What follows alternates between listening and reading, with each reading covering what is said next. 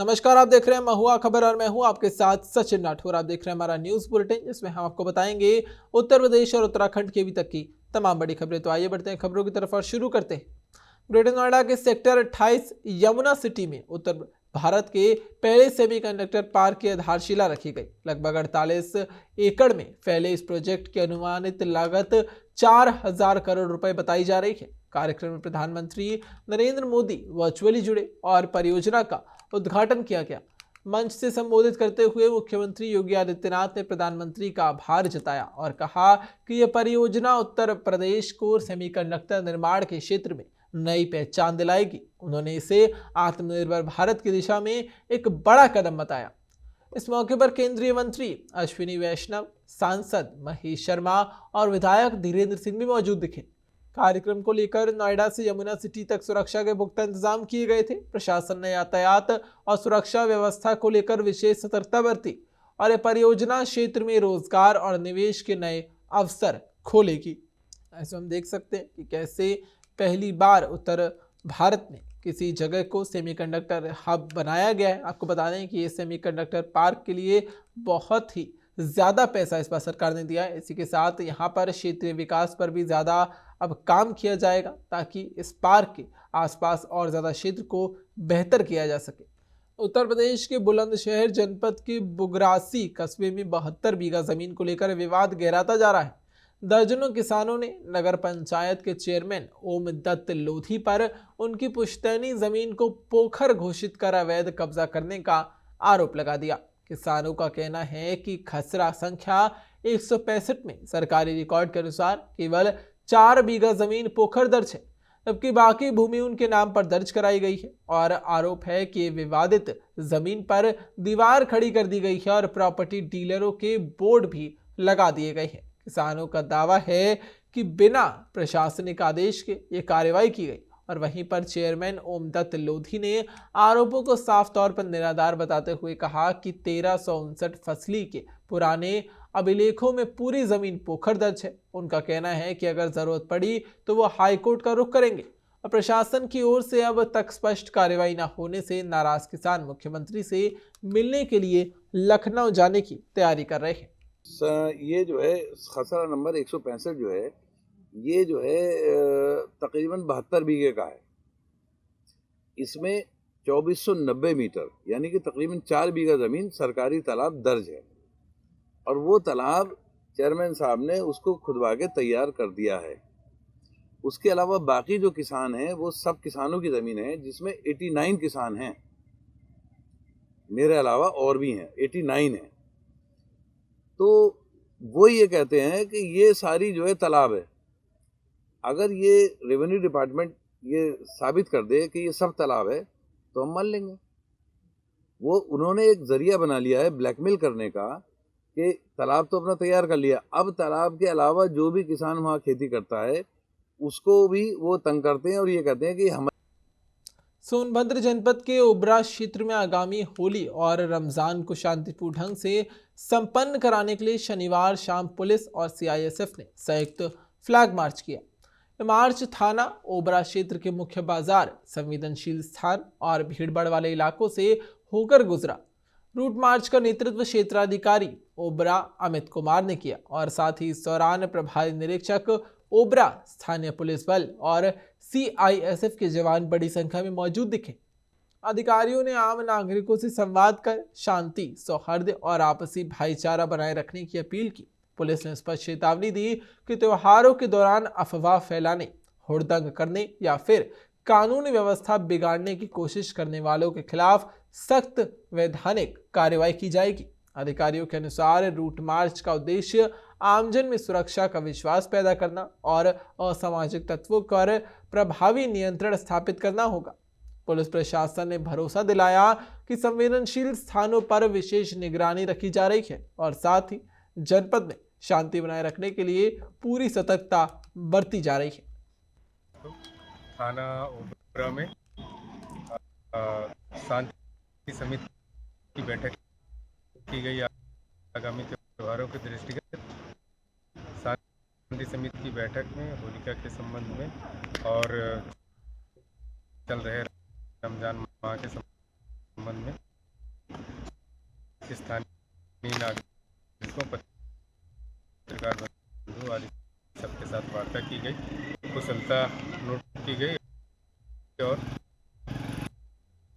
उसके पश्चात हमारी ओबरा थर्मल पावर प्लांट में जो CISF यूनिट है उसके साथ थाना स्थानीय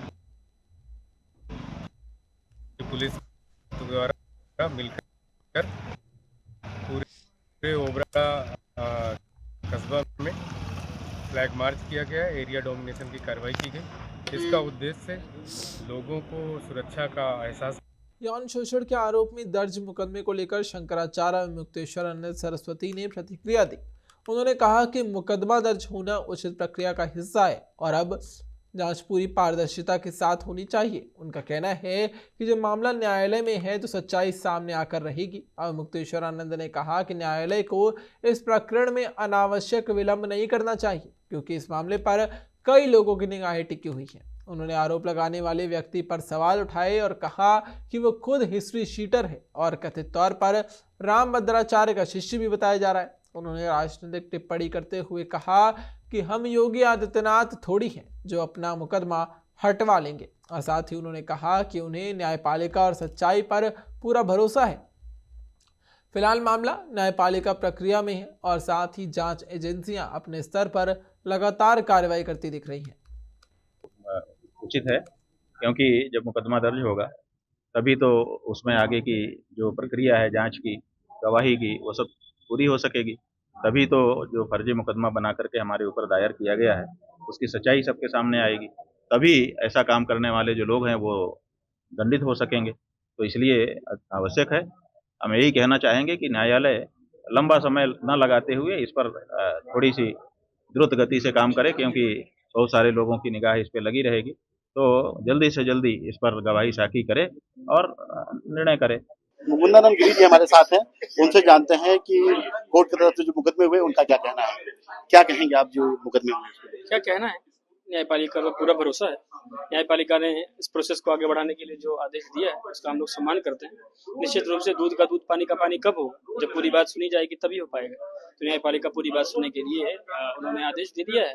अब पूरी बात प्रशासन उनके सामने रखेगा, जो होगा उसका हम लोग सामना करेंगे। हम केवल इतना ही कहना चाहते हैं कि आप पूज्य शंकराचार्य जी महाराज की छवि को बदनाम करने के लिए कोई इतने नीचता के हद पर उतर जाएगा, ये इसकी कल्पना हम लोगों ने नहीं की थी।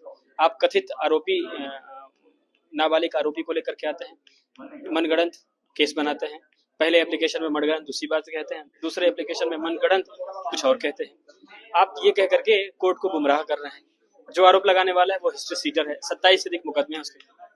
वो हिस्ट्री सीटर है, उसका भाई उसके ऊपर मुकदमे, उसकी बहन के ऊपर मुकदमे, उसके पिता के ऊपर मुकदमे। ये हम नहीं कह रहे हैं। ये आप कांदला थाने में चले जाइए, 34 नंबर में हिस्ट्री सीटर ए कैटेगरी का हिस्ट्री सीटर है, 76A में आशुतोष। वो रामभद्राचार्य जी का शिष्य है और रामभद्राचार्य जी के इशारे पर, सरकार के इशारे पर शंकराचार्य जी महाराज को बदनाम करने की कोशिश की जा रही। क्योंकि शंकराचार्य जी महाराज धर्म की, सत्य की, गाय की बात को कह रहे हैं। अब इसको रोकने के लिए आखिरी हथकंडा गाई। क्या लगता है सरकार के विरुद्ध बोलना गलत तो नहीं हुआ? क्या लगता है, ये सीधी सी बात है, इसमें कुछ लगना थोड़ी, ये तो स्पष्ट है, ये तो समाज जानते हैं। सरकार जो होती है ना, वो चाहती है कि हमको क्या कहते हैं, पूछ हिलाने वाला उनको व्यक्ति चाहिए, जो उनके पीछे पीछे जी जी जी जी जी जी जी करता रहे। आप कहिए कि हम गाय को काट करके उससे पैसा लेकर के आपको दक्षिणा देंगे, जी जी जी। आप कहिए कि हम राम मंदिर बिना बनाए उसकी प्रतिष्ठा कर देंगे, आपको दक्षिणा देंगे, जी जी जी। ऐसा संत चाहिए सरकार को। शंकराचार्य जी के अंदर एक ही कमी है कि वो ऐसे संत नहीं बन पाए हैं। वो सच्चे संत हैं, भारतीय संत, जो सत्य के लिए, धर्म के लिए, न्याय के लिए, गाय के लिए जाना। पहल क्या होगी, आगे पहल क्या करेंगे? क्या पहल करना है? कानूनी प्रक्रिया को जो जानने वाले विशेषज्ञ लोग हैं वो शंकराचार्य जी महाराज से चर्चा करेंगे। चर्चा करके जो प्रोसेस है उसको हम लोग फॉलो करेंगे। हम उपलब्ध हैं, उपस्थित हैं। लेकिन इतना घृणित आरोप जो आपने लगाया है उससे समाज आपको कभी माफ नहीं करने वाला है। बस इतना ही कहने वाले हैं। जिसका जीवन वेद संरक्षण के लिए, शास्त्र संरक्षण के लिए, विद्वानों के संरक्षण के लिए, बच्चों के संरक्षण के लिए बीता है, जो जीवन भर अपना तन काट काट के, बोटी बोटी काट काट करके बच्चों को पढ़ाया लिखाया है। हजारों बच्चे अब तक तैयार कर दिए हैं, लाखों बच्चे देश में उनसे प्रभावित होकर के पढ़ लिख रहे हैं। उनके ऊपर इतना घृणित आरोप लगा करके आप समाज को कैसे मुंह दिखा पा रहे हैं? झूठा आरोप लगाया गया। झूठा मतलब पूरी तरह से झूठा। पूरी तरह से झूठा आरोप लगाया गया है। आरोप लगा करके शंकराचार्य जी की सामाजिक हत्या करने की कोशिश की जा रही है, लेकिन उससे हम लोग पीछे नहीं हटेंगे। सामना तो करना ही पड़ता है, हर चीज का सामना कर रहे हैं। इसका भी जो हमारे ऊपर एक कोहरा आ गया है, बादल आ गया है, उसका सामना करेंगे। सामना करके हमको निश्चित रूप से पता है कि सत्य तथ्य हमारे पक्ष में होगा, क्योंकि हम गलत नहीं है। हम गलत होते तो हमको दुख होता, हम आपके सामने नहीं आते, हम आंख नीचे करके आपसे बात करते, लेकिन हम सत्य हैं, हम धर्म के साथ हैं, हमने गलत नहीं किया है किसी के साथ, इसीलिए हमको पक्का पता है कि न्याय हमारे पक्ष में ही होगा। देखिए, मुकुंदन गिरी जी हमारे साथ थे, उन्होंने उनकी जुबानी सुनी। अब उनका आरोप यह है कि उनको झूठे मुकदमे में फंसाया गया है। फिलहाल आगे की जो कार्रवाई है वो कानून के माध्यम से लड़ेंगे। वाराणसी स्थित बनारस हिंदू यूनिवर्सिटी के बिरला ए हॉस्पिटल के सामने छात्रों ने प्रदर्शन शुरू कर दिया। आपको बता दें कि छात्रावास से एक छात्र के अनुसार मौके पर 4 राउंड हवाई फायरिंग होने की बात कही जा रही थी।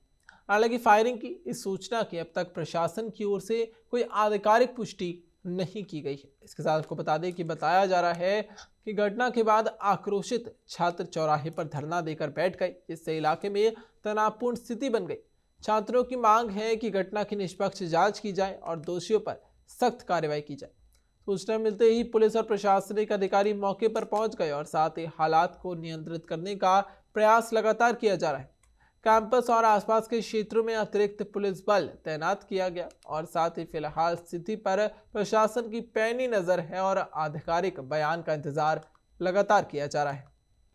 आपको बता दें कि यहाँ पर जो खबर सामने आई उसमें यही बताया गया था कि वहाँ पर 4 राउंड फायरिंग की गई, लेकिन इसके साथ पुलिस ने अभी तक आधिकारिक कोई पुष्टि नहीं की। आपको बता दें कि छात्रों की तरफ से जो जानकारी दी गई थी उसमें यही बताया गया कि ये फायरिंग के बाद अब मुकदमा दर्ज किया जाए और जो भी इसमें पकड़ा जाए और इस पर ये दोष लगाया जाए उस पर कार्रवाई की जाए, ताकि आगे ऐसी चीज़ें सामने ना आए और छात्रावास पर ऐसा हमला करना और खासतौर पर वहाँ पर फायरिंग करना ये बहुत ही ज़्यादा खतरनाक हो सकता था। सहारनपुर पुलिस ने बाजारों में खरीदारी करने वाली महिलाओं को निशाना बनाने वाली ठगी और टप्पेबाजी गिरोह का खुलासा कर दिया। कोतवाली मंडी और सदर बाजार पुलिस की संयुक्त टीम ने एक महिला सहित 3 शातिर आरोपियों को गिरफ्तार कर लिया। आपको बताया कि इनके पास से 2,50,000 रुपए नकद, एक ऑल्टो K10 कार और 2 अवैध चाकू बरामद किए लिए गए। कार को मोटर व्हीकल एक्ट के धारा 207 के तहत सीज कर दिया गया और मामले का खुलासा 12 फरवरी 2026 को रेखा शर्मा की शिकायत के बाद किया गया। आपको बता दें कि पीड़िता ने बताया कि एक महिला ने ई रिक्शा में बातचीत के दौरान सोना दोगुना करने का झांसा देकर उनके और उनकी जेठानी के आभूषण उतरवा लिए और फरार हो गई। इसके बाद आपको बता दें कि वरिष्ठ पुलिस अधीक्षक के निर्देश पर गठित विशेष टीम के मुखबिर की सूचना पर बेहट अट्टा क्षेत्र से 3 आरोपियों को गिरफ्तार कर लिया। गिरफ्तार आरोपियों की पहचान किरण अरावली गुजरात की बताई जा रही है और आपको बता दें कि सुमित कुमार और आरती दोनों सुल्तानपुरी दिल्ली के बताए जा रहे हैं और इनके रूप में की गई पूछताछ में आरोपियों ने स्वीकार कर लिया कि वो संगठित गिरोह बनाकर महिलाओं को लालच देकर ठगी करते हैं। थाना मंडी पर यह सूचना प्राप्त हुई थी कि एक महिला के साथ सट्टेबाजी करके उसके आभूषणों को दुगना करने का लालच देके उससे जो है सोने के आभूषण एक महिला द्वारा जो अज्ञात महिला द्वारा जो है चुरा लिए गए हैं। इस तहरीर के प्राप्त होते ही थाना मंडी पुलिस ने तत्काल सुसंगत धाराओं में अभियोग पंजीकृत किया गया और श्रीमान एसएसपी महोदय के निर्देश अनुसार इसमें टीम गठित की गई, जिसे COCT 2 और COCT 1 ने मिलकर उसको लीड किया। उस टीम के द्वारा हर तरह की इन्वेस्टिगेशन करके फाइनली जो है एक्यूज को अरेस्ट किया गया। जो इसमें एक्यूज हैं उनके नाम मैं आपको बता दूं, उनमें से एक है किरण पुत्र गणेश, ये गुजरात में बायर थाने के निवासी हैं। इसके अलावा इसमें सुमित कुमार पुत्र श्याम कुमार और आरती, ये दोनों जो हैं सुल्तानपुरी दिल्ली के निवासी हैं। इनको पुलिस के द्वारा अरेस्ट किया गया है। इनके पास से 2,50,000 रुपए, एक ऑल्टो कार और 2 नाजायज चक्कू जो है वो। लखनऊ से जुड़ी एक अहम खबर में समाजवादी पार्टी के प्रवक्ता मनोज यादव को जमानत मिल गई है। बाराबंकी के SC एक्ट कोर्ट में सुनवाई के बाद मनोज यादव को राहत प्रदान की गई। आपको बता दें कि बताया जा रहा है कि संबंधित मामले में उनके खिलाफ SC एक्ट के तहत मुकदमा दर्ज कर लिया गया था, लेकिन अब जमानत अर्जी पर सुनवाई करते हुए अदालत ने दोनों पक्षों की दलीलें सुनी और उसके बाद उन्हें जमानत दे दी गई। मनोज यादव की जमानत को सपा कार्यकर्ताओं ने राहत की खबर बताया और साथ ही वहीं पर विपक्षी दलों की ओर से मामले को लेकर पहले ही कड़ी प्रतिक्रिया सामने आ चुकी थी। आपको बता दें कि फिलहाल अदालत ने उन्हें निर्धारित शर्तों के साथ जमानत दी है और मामले की अगली सुनवाई नियत तिथि पर होनी है। फिरोजाबाद में चिकोहाबाद के एक गेस्ट हाउस में आयोजित शादी समारोह में समाजवादी पार्टी के राष्ट्रीय महासचिव रामगोपाल यादव ने एआई पर बड़ा बयान दिया। उन्होंने कहा कि एआई इस दुनिया में बेरोजगारी फैलाने वाली नई व्यवस्था बन चुकी है। रामगोपाल यादव ने चेतावनी दी कि अगर यही हाल रहा तो 10 साल बाद हर आदमी सड़क पर दिखाई देगा और किसी को किसी रोजगार नहीं मिल पाएगा। उन्होंने कहा कि तकनीक का गलत इस्तेमाल लोगों के जीवन और रोजगार पर गंभीर असर डाल सकता है और इस अवसर पर पार्टी के अन्य नेता और गणमान्य लोग भी मौजूद दिखे। रामगोपाल यादव ने अपने भाषण में युवाओं और नागरिकों को जागरूक रहने और नई तकनीकों के प्रभाव को समझने की भी सलाह दी। विधायक उमेश शर्मा काऊ और उनके समर्थकों के खिलाफ पुलिस ने मुकदमा दर्ज किया है। आपको बता दें, ये मामला प्रारंभिक शिक्षा निदेशक अजय नोडियाल की तहरीर पर दर्ज किया गया और मुकदमा दर्ज होने के बाद पुलिस मामले की जांच में जुटी है। अभी ये स्पष्ट नहीं हो पाया कि मामले में कितने लोग शामिल हैं और किन धाराओं के तहत कार्रवाई की जा रही है। स्थानीय सूत्रों के अनुसार तहरीर में विधायक और उनके समर्थकों पर कुछ अनुचित गतिविधियों का आरोप लगाया गया है और पुलिस ने मामले की गंभीरता को देखते हुए आगे की कार्रवाई शुरू कर दी है।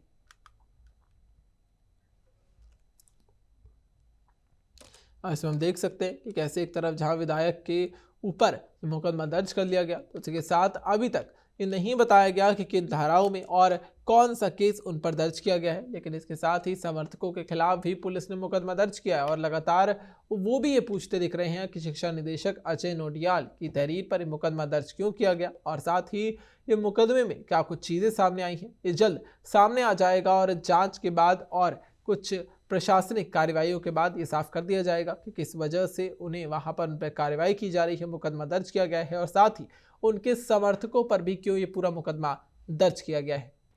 आपको बता दें कि समर्थकों के खिलाफ भी उनके पुलिस ने मुकदमा दर्ज कर लिया है और लगातार वहां पर यही सवाल किए जा रहे हैं कि कौन सा मुकदमा है और किस वजह से किया गया, जबकि विधायक उमेश शर्मा काऊ के खिलाफ पूरा मुकदमा दर्ज किया गया। और इसके साथ आपको ये भी बताते चले कि मुकदमा साफ तौर पर समर्थकों के खिलाफ भी पुलिस ने दर्ज किया है और इसमें लगातार ये प्रश्न खड़ा हो रहा है कि किस वजह से और किन धाराओं में मुकदमा दर्ज किया गया, आगे क्या कार्रवाई की जाएगी। और साथ आपको बता दें कि शिक्षा निदेशक अजय नोडियाल की तहरीर पर यह पूरा मुकदमा दर्ज किया गया है। आगे प्रशासनिक कार्रवाई की जाएगी, उसके बाद ये पता लगाया जाएगा और हम आपको जानकारी देंगे कि आगे कौन और से किस दिक्कतों की वजह से और किस धाराओं में ये अब मुकदमा दर्ज किया गया है।